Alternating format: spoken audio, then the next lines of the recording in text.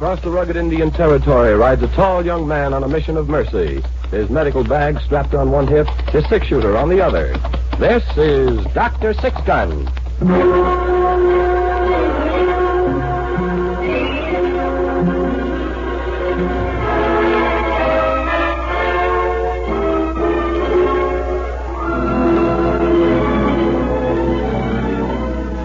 Gray Matson, M.D., was the gun-toting frontier doctor who roamed the length and breadth of the old Indian territory. Friend and physician to white man and Indian alike, the symbol of justice and mercy in the lawless west of the 1870s, this legendary figure was known to all as Dr. Sixgun.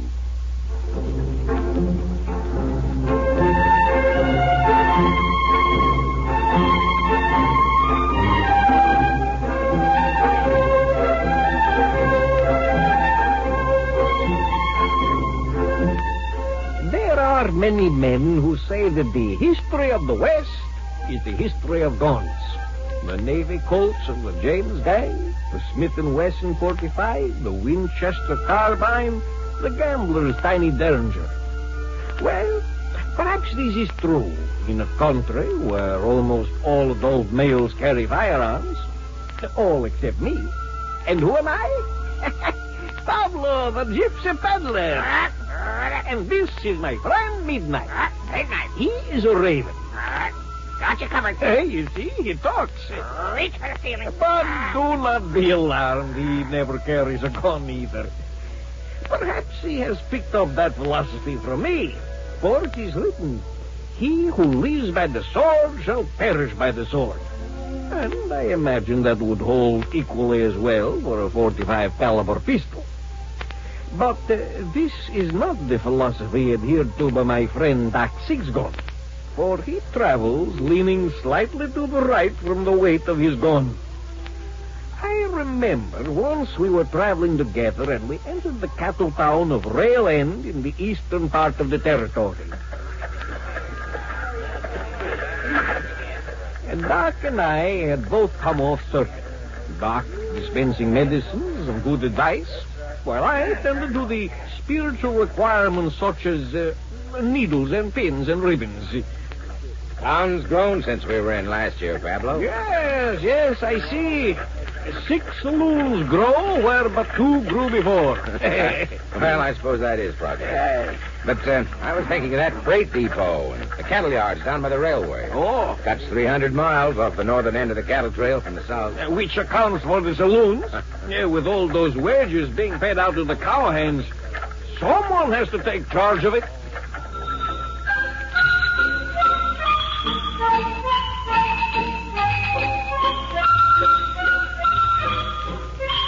We surveyed the street and picked out an imposing edifice with a gold-lettered sign across the entrance which read, The Cattle Palace. And compared to O'Shea's saloon in the town of Frenchman's Ford, it was indeed a palace. The bar seemed to stretch for miles, and there were half a dozen barkeeps stationed behind it, their checkered vests resplendent, and their hair parted neatly in the middle. What's your pleasure, gentlemen? Whiskey for my friend. I'll take a bottle of that Arkansas Springs mineral water if you got it. Well, mister, I can serve the whiskey, but I can't serve you. Well, if you don't have the mineral water... Ain't that? It's your gun. What about it? You ain't supposed to have it. What do you mean? Well, we got an ordinance here in Rail End. Can't nobody carry a gun except in the law. No. Well, now, when was that passed? Oh, last year. It was the marshal's idea. Oh, say, that sounds interesting. What do I do with my gun? You can check it down at the marshal's office, or at the Wells Fargo, or right here at the saloon. Except the boss charges 2 bits for checking fee. If I was you, I'd tote it down to the marshal's office and get it for free. Well, I don't mind the quarter, but I'm interested. How's it worked out? Well, I'll tell you. First couple of weeks, it was a caution. Seemed like when you took a gun away from any one of them cowpokes traveling through, he felt like he was losing his pants. Yeah, I suppose so. Anybody get hurt? Yep. 1 or 2 unidentified corpses got planted out on Boot Hill with bullets between their eyes. Marshal Landers is a right capable man with firearms. Does the marshal find it's cut down on the gunplay? Better ask him, mister. He's right up there, leaning on the bar. The bald fella by the spittoon. Oh, yes. Well, here's my gun. And here's my 2 bits. You can bring our drinks up by the marshal. You see, Doc? Many times I've spoken to you of the advantages of not carrying a gun. And now I am 2 bits ahead. Well, Pablo, the saloon will get it anyway, one way or another. That must be the marshal. Excuse me. Marshal Anders? Yeah? What is it, mister? I'm Dr. Matson from Frenchman's Ford. Yeah? And this is my friend Pablo. How'd you do? Howdy. The barkeep's just been telling me about your ordinance. Oh? Well, now, there are 2 schools of thought about that. I got the idea from Wyatt Earp up at Dodge. I served under him for a spell at Evanston, Kansas. He used to claim if you took them deadly weapons off a gang of cowpunchers, no matter how drunk they got, they wasn't no more dangerous than a gang of farmhands back east somewhere. I don't know as I go that far with him, but I can tell you, if I had my choice, when I got a haul of crazy drunk waddy into the pokey on a Saturday night, I'd just as soon I was the only one toting a gun. I can see that. Barkeep said you had a little gunplay when you enforced the ordinance. Just enough to keep my hand there. I tell you, Doctor, there's nothing so comforting to a peace officer as to know he can walk down the street with a pretty good chance of getting to the end of it without a slug in his back.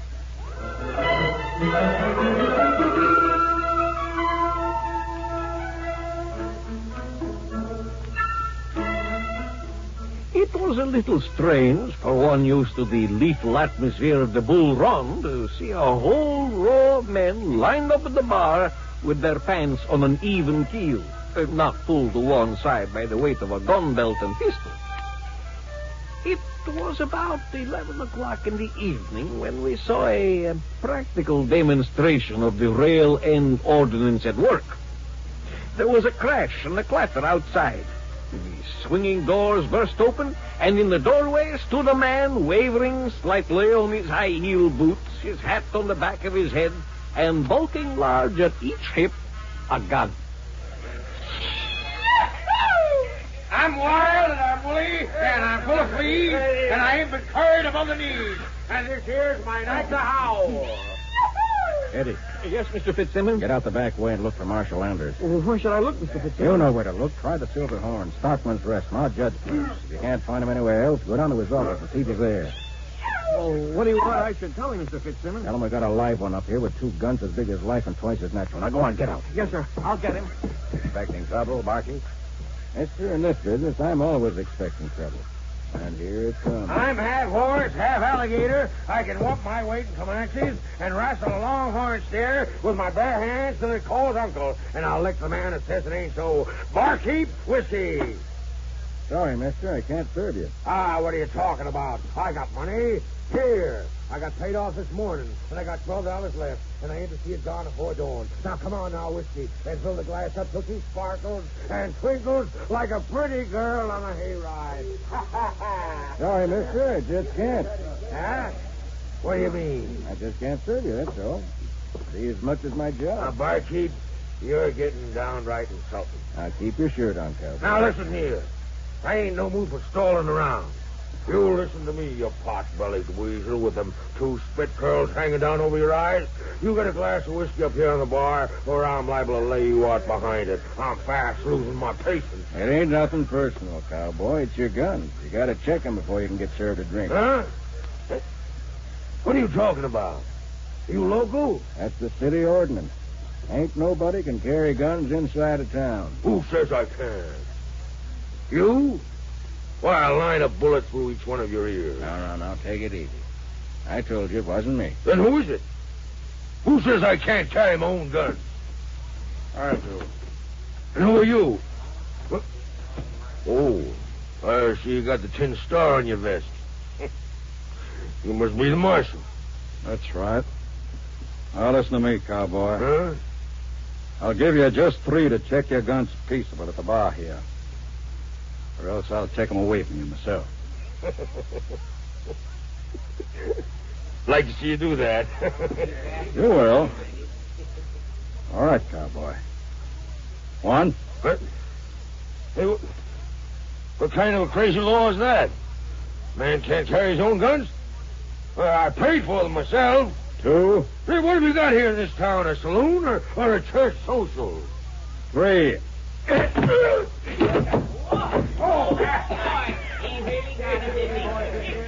All right now, cowboy. Let's take your gun. Hey, what you hit me with, Marshal? Brass knuckles, cowboy. My hands ain't as hard as they used to be. On your feet and come with me. What do you mean? You got my guns, haven't you? What more do you want? 10 days of your time in the cooler. 10 days? For what? Resisting an officer. Now, on your feet. Let's get going.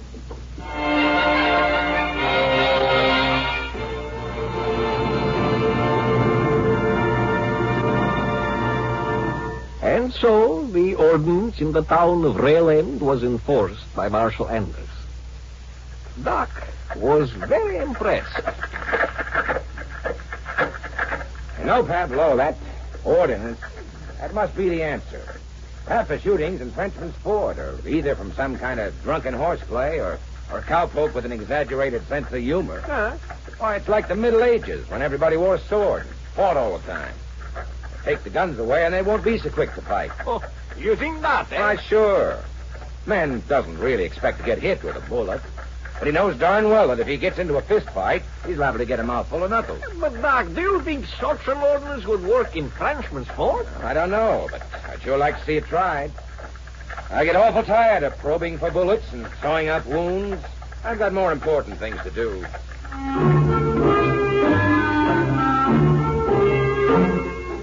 Doc tried to convince the town of Frenchman's Ford to endorse such an ordinance, but without notable success. O'Shea, the Bull Run Saloon, expressed the most frequent objection. Doc, you just can't change human nature. Now, a cowhand is just going to naturally carry a gun.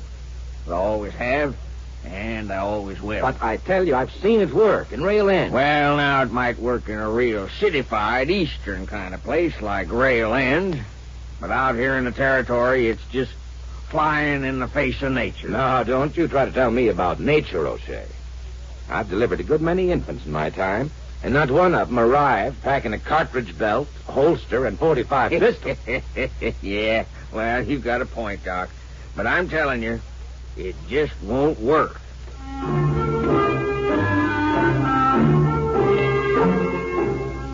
Doc got no help in his campaign. The sheriff, who might be expected to approve such a move, put it this way. Well, now, Doc, you got to figure it this way. It ain't a man gets himself in trouble with the law.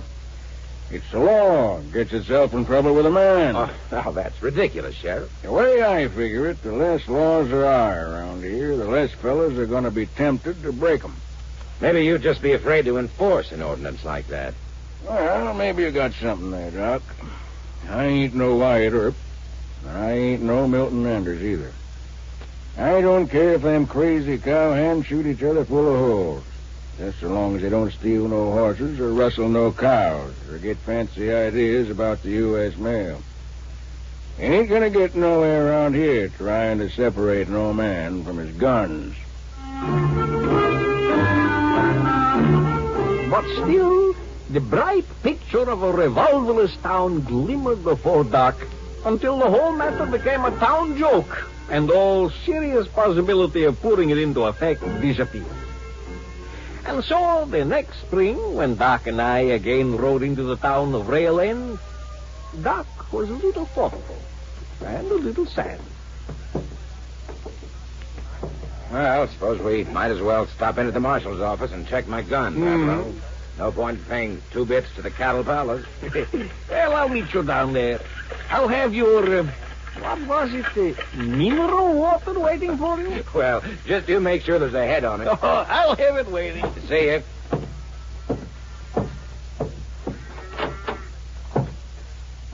Yes? What can I do for you? I'm looking for the marshal. What do you want with him? Oh, just wanted to say hello and check my gun. I'll take your gun. You deputy? No, Well, where's Marshal Anders? ain't no such animal. What do you mean? Anders ain't marshal no more. I am. Oh, I hadn't heard that. Happened a month ago. What's your name, mister? Matson, Dr. Matson, Frenchman's Ford. All right, Doc. Just hand over your gun. What happened to Anders? Nothing. He just ain't marshal anymore. Well, here's my gun. If you see Anders, tell him I asked after him, will you? Sure, I will. Just keep your nose clean in my town, Doc. Now, what do you mean by that? Just what it sounds like. You can pick your gun up on the way out of town.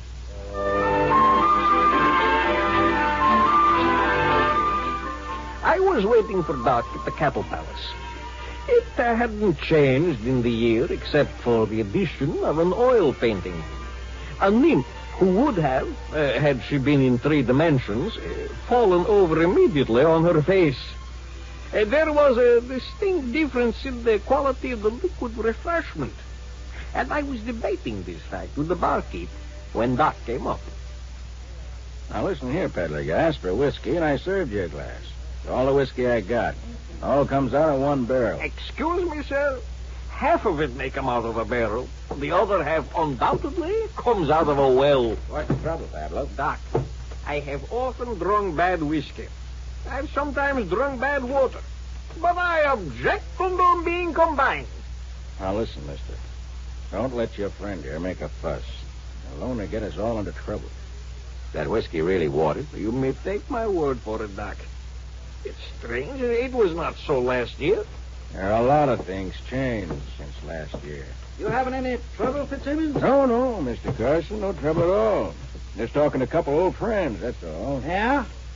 Well, just call me if there's anything wrong. That's what I'm here for. Oh, sure, I will.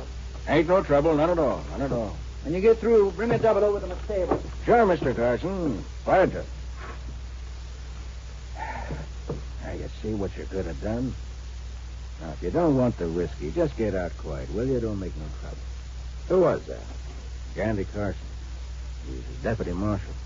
Does the marshal's office always take such a close interest in your clientele? There's a deputy in all the places up and down the street. Keeps order, you know. Uh-huh. I suppose you're bringing him his drink, own the house. Why, sure. And all he does is keep order here in the saloon? Sure, he's a deputy, ain't he? I suppose so. Anyway, he has the star. Say, do you know if Milt Anders is still in town? Now, listen, mister. Will you drink that poison mineral water or whatever you got and take your business across the street to the Stockman's Rest? I got enough trouble. Now, listen. What happened to Anders? You'll excuse me, gentlemen. I got to serve Mr. Carson.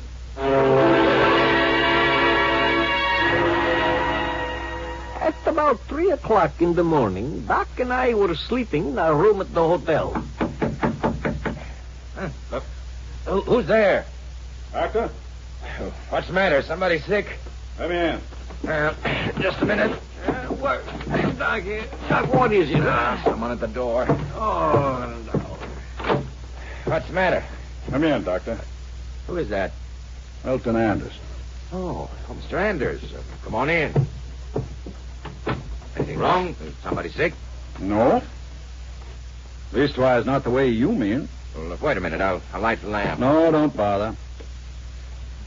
I heard you was asking for me. That's right. Anything special? Why, no. I just thought I'd say hello. That isn't the impression you gave Cal Benson. You mean the new marshal? That's right. He gave orders to have you run out of town tomorrow morning. What?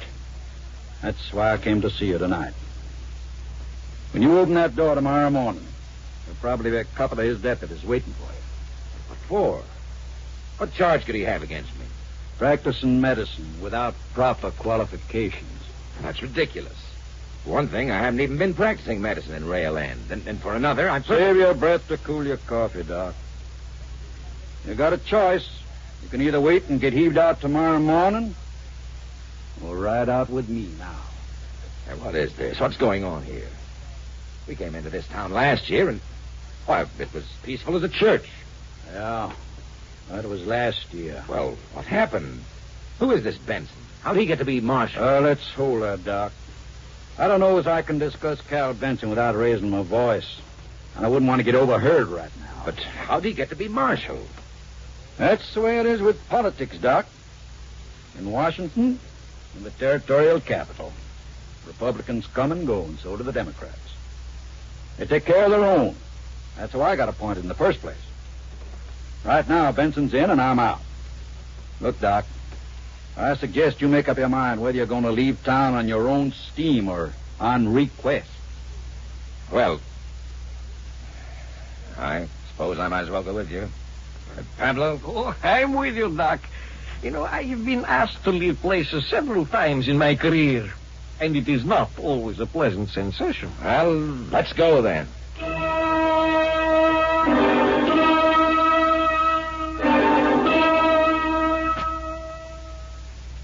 I'll just poke the fire up. Not a bad place up here in the hills. Ain't as cozy as the marshal's office. But it does. What happened in Railland, Mr. Anders? Who is this Benson? He's the marshal. Only man in town that can carry a gun. I took care of that for him. But what's he doing? I'd say Cal Benson and his buddies are having a rare old time. They got all the saloons and places of entertainment lined up. They got a kick in a percentage of the take for extra protection. Yes, we saw that in operation. Benson has a take on every head of cattle that goes through the railroad pens. He's got to deal with the roads for protection. You mean the railroads are paying him off, too? Sure. It's worth it to them. And that ain't the whole of it. You can walk down the streets of Railend and see killers and rustlers from all over the territory, looking like butter wouldn't melt in their mouths, and safe as in a church. How's that? They're welcome, Doc. Just so long as they park their guns. And they agree to do that? Sure.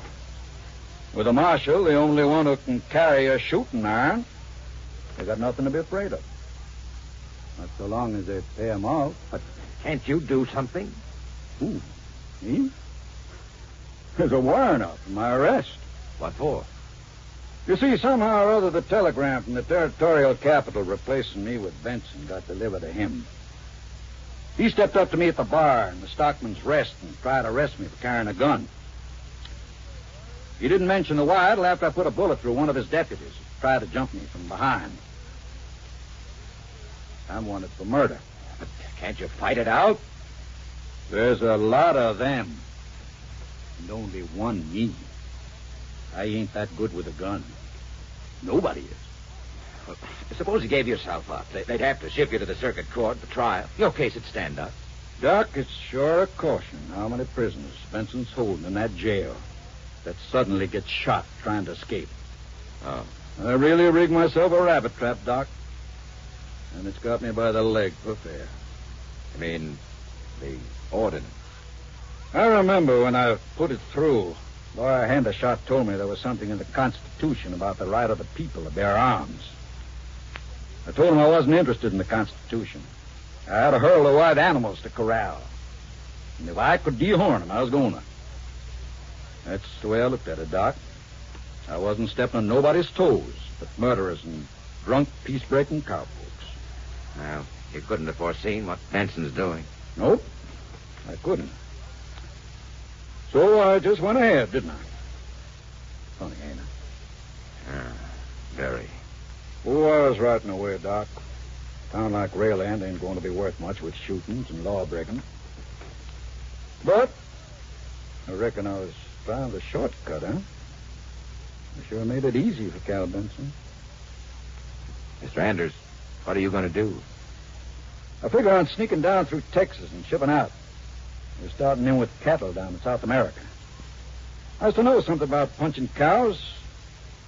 I reckon I could learn to do it in Spanish. There must be some way to clean Benson out. I reckon there is, Doc. But it ain't my way. I'll leave it a hand a shot to somebody like that.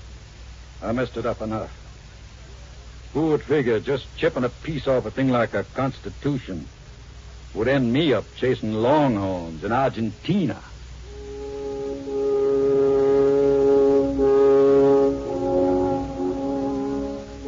Well, there is no heroic end to this tale. The town of Rail End is still under Marshal Benson, and there is some hope that after the next election there may be a change, but I doubt it. For one thing, the opposition candidate, a young lawyer named Hendershot, was killed by a deputy marshal who claimed he mistook him for a rustler. There was one aftermath. We rode into Frenchman's Ford on a Saturday night and stopped at the Bull Run. There was a gay frolic underway as we entered.